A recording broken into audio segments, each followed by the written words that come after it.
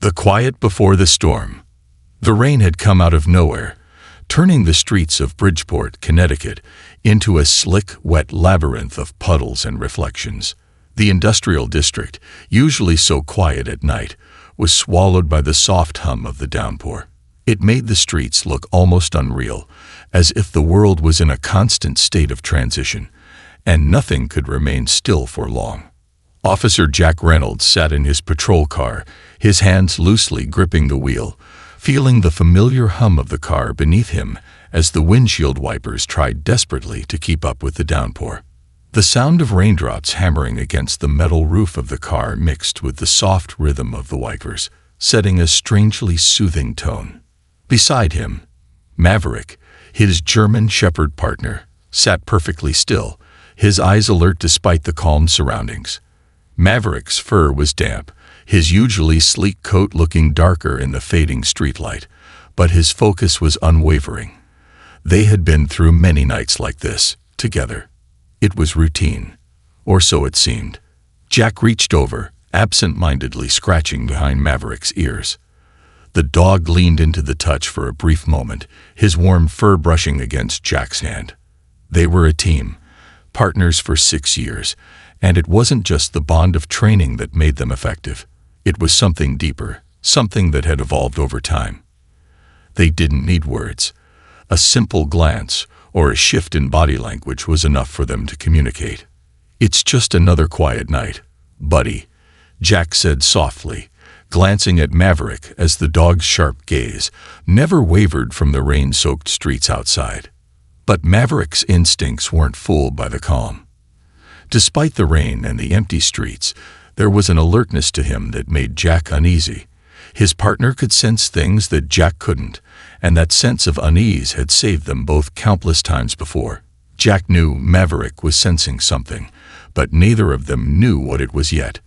The radio suddenly crackled to life, cutting through the soft hum of the rain. The voice from dispatch was sharp and clear, an urgent reminder of the unpredictable nature of their job. Unit K-97, we've got a report of suspicious activity at the old Hartman Steel Factory on River Street. Possible trespassing. Caller reports lights on and movement inside the building. Jack's hand automatically reached for the radio, his fingers already knowing the familiar buttons by feel. He responded with his usual calm professionalism, though his gut tightened slightly. "This is K-97. Copy that. We're about 5 minutes out. Be advised, backup is tied up with a multi-vehicle accident on the highway. ETA for backup, 20 minutes minimum."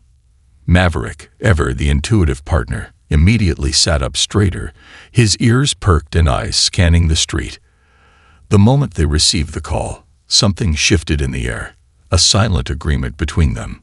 This wasn't just another routine check. Something felt different. Jack glanced at Maverick, then back at the dark stretch of road ahead. The Hartman Steel Factory had been abandoned for nearly a decade, left to decay as Bridgeport's once thriving industrial heart had gradually crumbled. It had become a local landmark of sorts, known for attracting everything from urban explorers looking for adventure to shady figures looking for a place to conduct business away from the prying eyes of the city. "Do you think it's just kids, MAV?" Jack muttered, trying to read his partner's body language. The dog's sharp gaze didn't falter, and it was clear he wasn't so sure. "No," Jack said, reading Maverick's silence like a book. The dog's instinct was never wrong. "I don't think so either." The streets around them were nearly deserted at this hour, save for the occasional vehicle passing by or the sound of distant traffic on the highway. Jack took a deep breath, trying to steady his nerves. A lot could go wrong in a place like this. The Hartman Steel Factory, even in its decay, had plenty of places to hide. And in a neighborhood like this, the danger of running into the wrong people was never far off. Still, Jack had learned over the years to trust Maverick's instincts. The dog's ability to sense danger was uncanny, and Jack had learned to read the signs of his partner's unease. Maverick was rarely wrong. They cruised through the industrial district, passing by long-abandoned warehouses and factory buildings, their windows either boarded up or shattered. Graffiti adorned the walls like scars, marking the history of a place that was once alive, but had since been forgotten. The streetlights flickered occasionally, casting eerie shadows across the damp, empty streets. Jack parked a block away from the factory, cutting the car's headlights to stay out of view. He left the engine running. Standard procedure. We'll take a look around first. MAV. Standard procedure.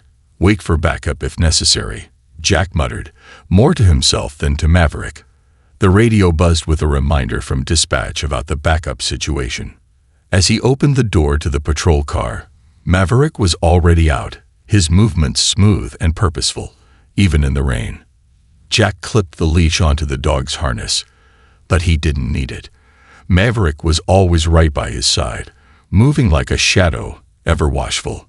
They made their way toward the abandoned factory, the sound of their boots splashing in the growing puddles filling the otherwise silent night. The factory loomed ahead, an old relic from a time long past. Its windows, once vibrant and clear, were now mostly broken or boarded up. The chain-link fence surrounding the property had been compromised in multiple places, allowing for easy entry. As they approached the building, Jack's senses were on high alert. He could see a faint flicker of light from one of the broken windows, a faint, almost imperceptible glow. It was the only sign of life in the otherwise desolate area. Maverick's body was tense, his eyes focused intently on the light as they moved closer. "This is it," Jack whispered into his shoulder radio, keeping his voice low. K97, confirming visual on lights inside the Hartman building. "Going to circle the perimeter and gather more information before backup arrives." "Copy that, K97. Be careful out there." Jack nodded to himself, his hand resting on the gun at his side, his fingers itching for the action that might come. They needed to remain as silent as possible. There was a chance they could find out what was going on without having to confront anyone, but Jack knew better than to take anything for granted. They continued their approach, staying in the shadows as much as possible, the rain lessening to a light drizzle. Maverick's gaze remained fixed ahead, alert for any sign of danger. The dog's instincts were razor-sharp, and Jack trusted him with his life. Then, as they reached the far side of the building, Maverick froze, his ears pricking up. His body went rigid, his eyes locked onto something ahead. Jack stopped in his tracks, knowing exactly what that meant. There was danger nearby. Jack crouched down beside Maverick, whispering, "What is it, boy?" Maverick didn't move, still focused on whatever he had sensed. His hackles were raised, and Jack felt a cold shiver run down his spine. Something was about to go wrong. Into the unknown. The factory loomed ahead, its dark silhouette standing like a sentinel against the night sky. The rain had softened to a drizzle, but the air still felt thick, heavy with the promise of something unknown. The flickering light from the factory's broken window was the only sign of life in an otherwise desolate part of Bridgeport, and it made Jack's stomach tighten. Maverick, standing alert beside him, didn't need to make a sound to let Jack know that something was wrong. His stillness said everything. "Stay close, Maverick," Jack murmured, more for reassurance than anything else. They had been through countless operations together, but every new scenario, every unknown danger, brought its own weight. Jack trusted Maverick's instincts above all else, and when the dog was this focused, he knew to tread carefully. They continued their approach, stepping quietly through the puddles and grime that had accumulated in the old factory yard. The building was a relic, a reminder of a time when Bridgeport's industrial boom had been alive and well. Now it was nothing more than a forgotten husk, abandoned, broken, and left to decay. Yet there was an undeniable energy to the place, the sort of feeling that told Jack this was no random trespassing. Something more was at play here. They reached a gap in the chain-link fence, one of the many holes that had been created over the years by vandals or the erosion of time. Jack glanced at Maverick, who was still watching the building intently, his head cocked slightly as if listening for something Jack couldn't hear. Maverick didn't need instructions to know what to do. The dog had already made his decision. The factory's exterior was covered with graffiti, marks of the forgotten, symbols of rebellion, and layers of history painted on the decaying walls. Jack knew this place inside out.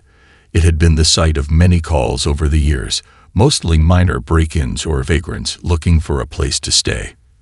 But tonight, there was something different. He could feel it in his bones, a gnawing sensation that told him this wasn't just another quiet night on patrol. As they neared the side entrance, Maverick's body language shifted again. The dog's muscles tensed, his eyes locked on the slight gap in the door. It was ajar, just enough to allow a sliver of light to escape from within.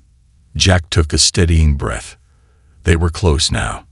The moment of truth was at hand. Jack crouched next to Maverick, moving slowly, his movements calculated and deliberate. He reached for the handle of his flashlight, switching it on with a soft click.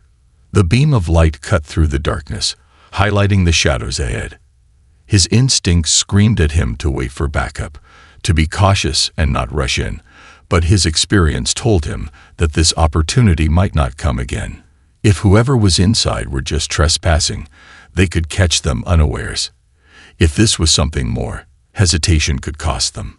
"We stay together, no matter what," Jack whispered, looking at Maverick. The dog's eyes, full of understanding, met his gaze. They had always been a team, and tonight was no different. They approached the door, Jack's hand steady as he pushed it open wider. The door creaked in protest, its hinges old and neglected. Jack winced at the sound, but it was too late. They had already crossed the point of no return. The inside of the factory was even darker than the outside. The low hum of machinery, long abandoned, echoed through the cavernous space. The air smelled of rust and neglect, and the faint glow of industrial battery-powered lamps cast long, jagged shadows across the room. Large shapes loomed in the distance, old machines that once powered the factory now left to gather dust. Jack's eyes scanned the room quickly, assessing the situation. He froze when he saw movement near the center of the space. There were figures, 5 of them, dressed in dark clothing, moving between stacks of crates. They were carefully opening each crate, inspecting its contents, and talking in low, hushed voices. Jack couldn't make out what was inside the crates from this distance, but it didn't look like anything he'd seen before. The situation had all the hallmarks of something more serious than simple trespassing. The figures were methodical, organized, and focused on what they were doing. They weren't here just to explore. They were here for a purpose. Jack's stomach churned as he realized that whatever was inside those crates might not be legal. He pulled Maverick back slightly, retreating to the safety of the shadows. Dispatch K-97. Confirmed at least 5 suspects inside the Hartman building. They appear to be inventorying goods of unknown origin. Requesting immediate backup, Jack whispered into his radio, his voice low but urgent. The static buzzed in his ear. "Copy that, K-97. Units are still tied up with the accident on the highway. ETA now 15 minutes. Can you maintain surveillance without engagement until backup arrives?" Jack clenched his jaw. "Affirmative," he replied, though a sinking feeling began to settle in his gut. 15 minutes was a long time to wait, and even longer when dealing with a situation like this. He had no way of knowing how volatile these individuals might be. He knew he was alone, and backup was far away. The rain had come down harder now, and every sound felt amplified in the silence that surrounded them. Maverick's behavior changed suddenly. The dog, who had been perfectly still moments before, now tensed. His hackles rose, and a low growl rumbled deep in his chest. Jack could feel the change in his partner's energy. Maverick wasn't just alert anymore. He was on edge, sensing something Jack couldn't see yet. Jack turned to look over his shoulder, but it was too late. A shadow moved from behind one of the large machines. The faint scrape of boots against concrete was the only warning he got before a man emerged, swinging a metal pipe with alarming speed. "Hey!" the man shouted, his voice sharp with aggression. Instinct kicked in. Jack's hand shot to his sidearm, the weight of the weapon familiar and comforting in his grip. "Police! Drop the weapon!" Jack shouted, his voice booming in the cavernous space. But the man didn't hesitate.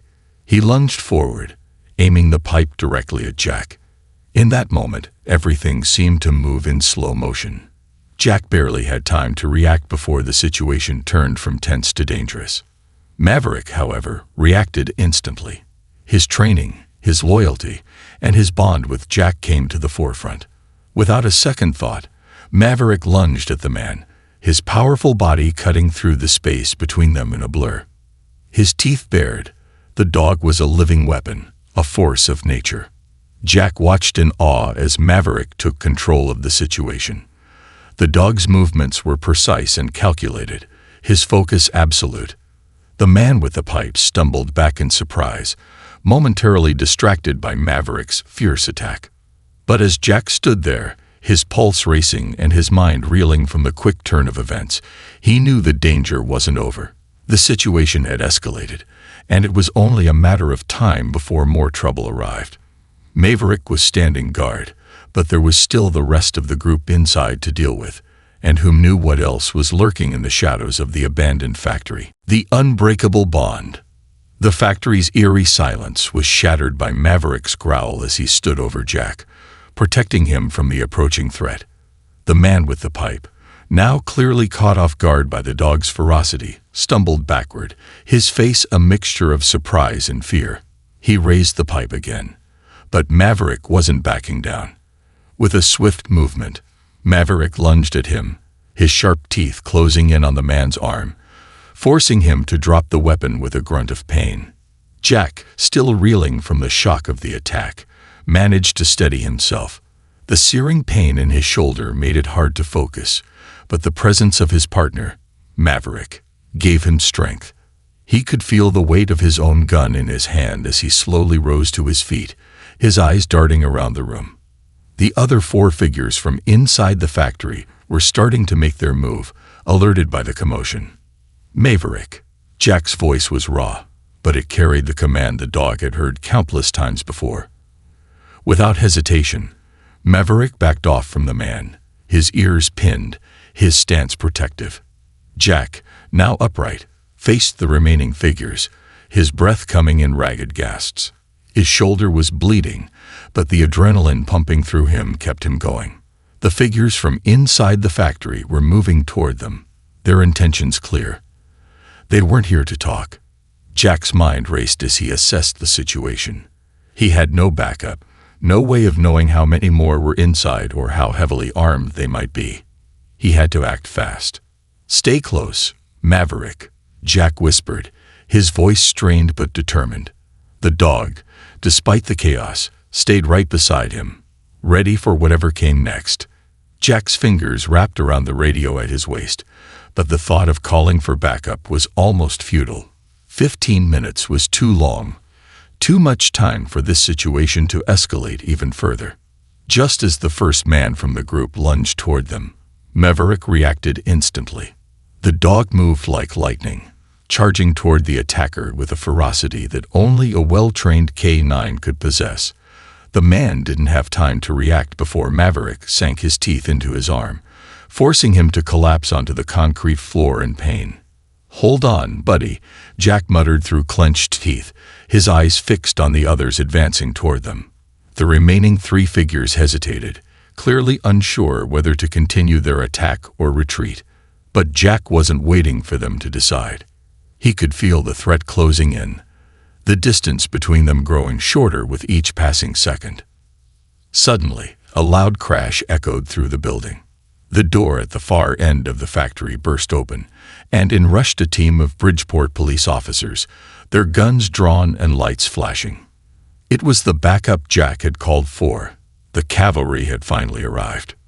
"Police, drop your weapons," one of the officers shouted, his voice booming through the space. The remaining figures, now outnumbered, froze. One by one, they dropped their weapons, their faces pale with disbelief. Maverick, still standing guard by Jack's side, growled softly, his teeth bared but his posture still tense. Jack took a deep breath, his body finally succumbing to the pain from the bullet wound in his shoulder.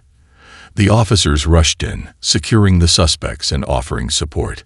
Jack's vision blurred slightly from the pain, but he managed a nod of gratitude to the officers who had arrived just in time. "Maverick, good boy," Jack whispered, his voice barely audible. The dog's ears perked up at the praise, and for a moment, the world seemed to slow down. Maverick's intense gaze met Jack's, their connection as deep as ever. The loyalty, the bond they shared, it was something that went beyond training. It was a bond of trust and love that had been forged in the fires of countless experiences. They had saved each other more times than either of them could count, and tonight, Maverick had once again proven why he was more than just a police dog. He was Jack's best friend, his protector, and his hero. One of the officers knelt beside Jack, carefully examining his shoulder wound. "You're going to be okay, Reynolds," the officer said, his voice calm but urgent. "We've got you." Jack nodded weakly, though his gaze never left Maverick. The dog was still standing at his side, his body tense but calm, as though ready to spring into action at any moment. Jack could feel the bond between them, the understanding that no matter what, they would always protect each other. As the officers began to secure the suspects and gather evidence, Jack was helped to his feet, his arm slung over one of the officers for support. Maverick stayed close, his eyes never leaving the scene, always vigilant. Jack was grateful for his partner's courage, his unwavering loyalty, and his incredible instinct. "You're a hero, Maverick," Jack said softly, his voice filled with emotion. The dog looked up at him with his intelligent eyes, as if understanding every word. The scene around them was chaotic, but for Jack and Maverick, it had come to an end. The danger had passed, and the world seemed a little quieter, a little safer. In that moment, as they walked together toward the waiting ambulance, Jack realized just how much Maverick meant to him. The dog was more than a partner. He was family. And as they stepped into the light of the ambulance, Jack knew one thing for certain. There was no greater bond than the one they shared. This concludes the story. Thank you for watching until the end. I hope you found it enjoyable. If you did, please consider liking the video and sharing it with your friends. Don't forget to subscribe to our channel and activate the notification bell for more captivating stories. Have a great day.